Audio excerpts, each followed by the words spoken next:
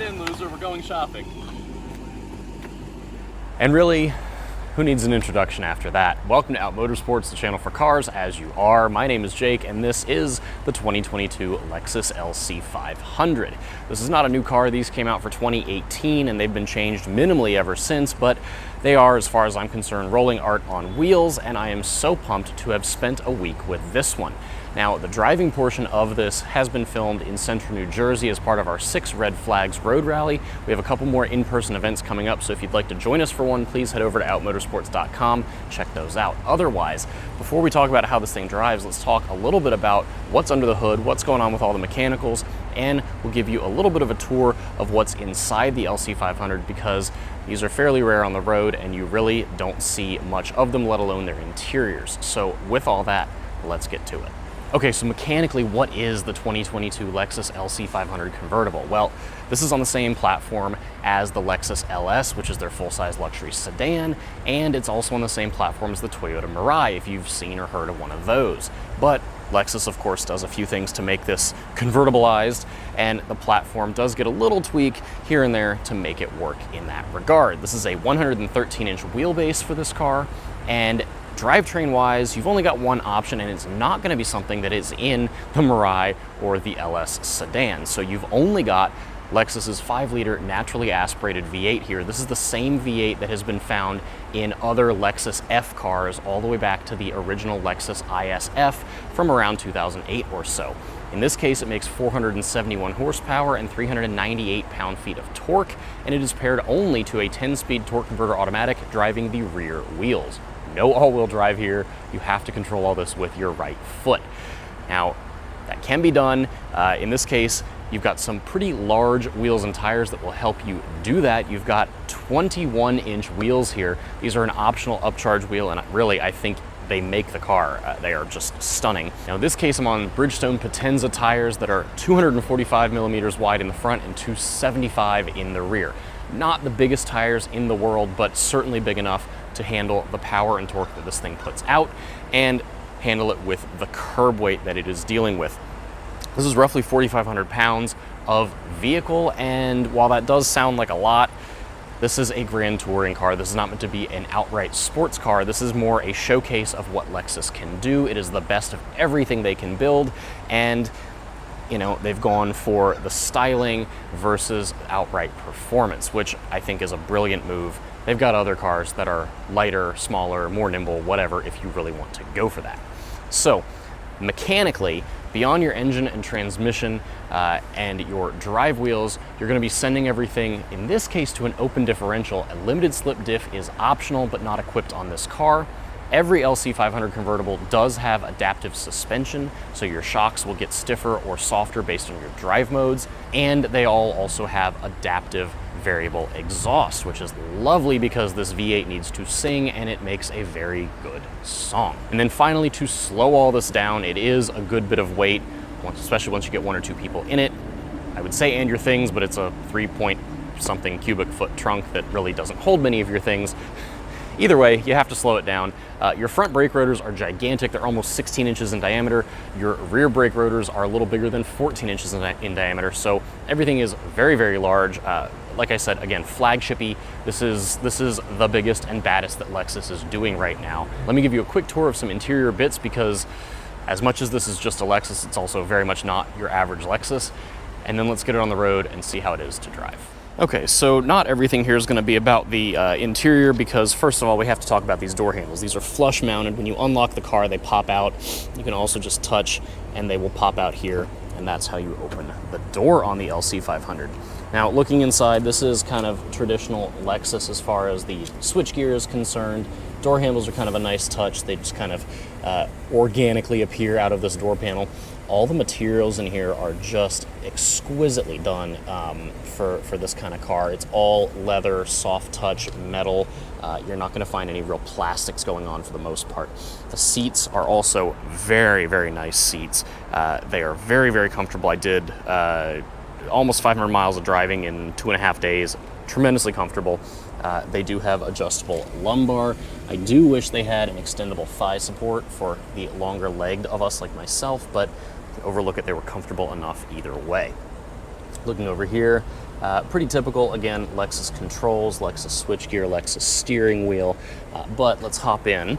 And first things first, you've got your gauge cluster, which of course, like some other Lexus vehicles, if I close that door, you can push this one button on the steering wheel and the tack will move, which is kind of a neat touch. Not something I really did much there. Looking further over, you do have typical older school Lexus infotainment that is, yes, controlled by the touchpad. You do have wired Apple CarPlay and Android Auto. You have to control it through the touchpad because this is not a touch screen. It's irritating, but honestly, it's something that when you've got a car like this, it's kind of bespoke, kind of interesting, kind of, you know, it is what it is. Do I love it? No, but I was willing to just deal because the rest of the car is such an experience. It's just kind of is what it is. Looking over here, climate control is right here. It's automatic, it's dual zone.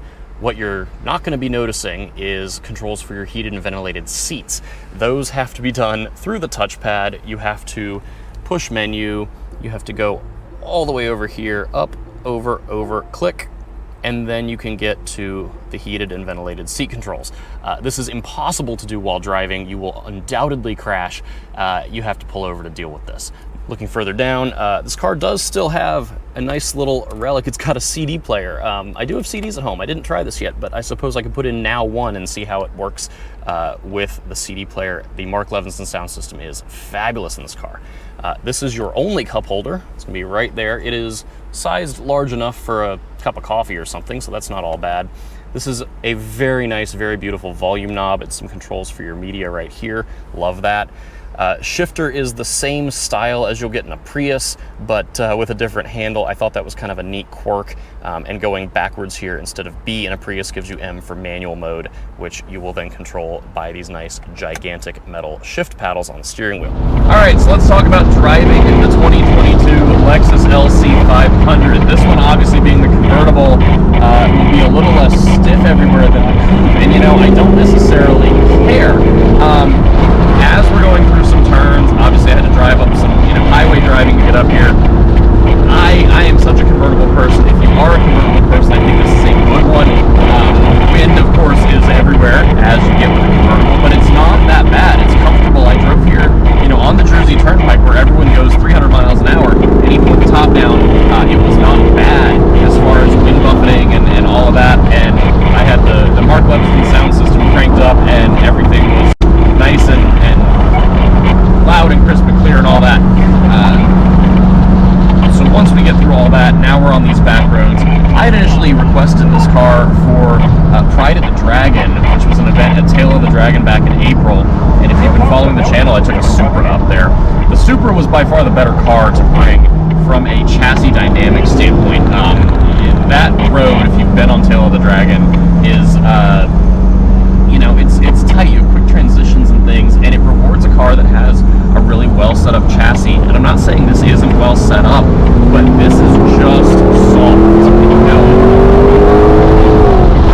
The V8 and the noise it makes are absolutely the party pieces of this car, and I just want to keep doing this because the sound is so good. This does have the active exhaust. They all get it. So in Sport Plus, which I'm in now, it sounds so nice. And you've got this 10-speed torque converter automatic that's done a bunch of stuff. It shifts pretty well in manual mode. It will let you run right up against the fuel cut and sit on it, which I think is cool. It's kind of rare that a car will let you do that, but you can hear it just and it will let you sit on that fuel cut, which is really cool. The V8 will rev somewhere north of 7,000 RPM. The soft red line is indicated at 7, and the hard red line is indicated at 7,500. I think 72 or so is where it really redlines. Sounds phenomenal doing it. The transmission listens to you, which I love. But then the best part is on the highway on the way home, throw it back and drive, and you are just good to go. So that is all fine and good.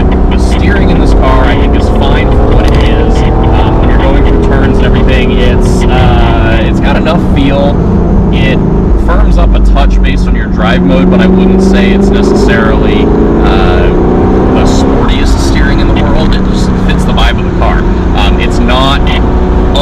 communicative. It's not too light. It's an appropriate weight based on the car and the drive modes and everything. So I'm pleased with steering. Throttle response is also really nice, whether you're in any of the different drive modes from normal all the way up to Sport S Plus.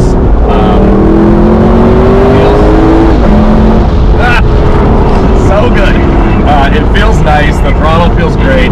You know, it's an easy car to predictably hustle through a corner. You know, the steering and the throttle and the chassis. You got some body roll. This is a soft car, but it's predictable body roll. It's not bad.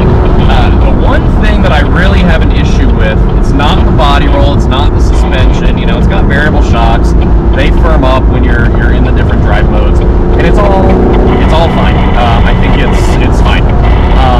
The one thing I really have a hard time with is the brakes. The initial bite on this brake pedal is really soft.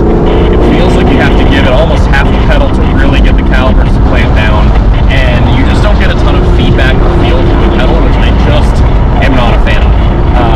So it's not quite as bad on these back roads because I'm shifting manually, and you know I can see what's coming. Where it was actually really irritating and almost a little scary was in stopping of traffic, leaving DC to come up here yesterday. I say yesterday like they're all watching this the day after I filmed it, but point being, I left DC on a Friday at 4 p.m., which was a wonderful idea, and tons and tons of traffic. The brakes are so soft, and they have stopping power, but the pedal feel, you know, I caught myself getting really close to the people in front of me when we were in stop and go, or when it was, you know, we're all from nothing to 30 back to 20 to 30 to 10, like whatever the case may be. There's just not a lot of initial bite. It's not the most predictable and easy to modulate pedal. Will most people care? No, I think most people probably just deal with it. But it's definitely something that I wish were just a touch better, because otherwise this car is, you know, it's not a sports car, but it is so pretty. It is great for just chilling on back roads, and you can push it a little bit and it'll do its thing, and it's happy about it, happy enough about it.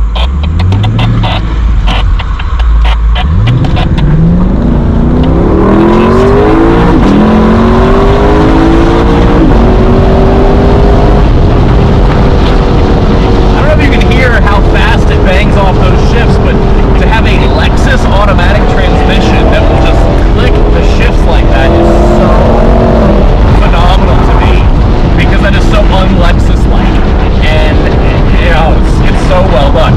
And then of course if you put it back in drive and the drive mode back in normal, it will relax back to slipping the shifts and making it all relaxed and happy and easy breezy, but then it's willing to party again. Alright, and that is it for this review of the 2022 Lexus LC 500 Convertible. Thank you so much for coming along. I've really enjoyed sharing this with all of you, and of course, all of the Out Motorsports members that got to see it in person at our 6 Red Flags Road Rally.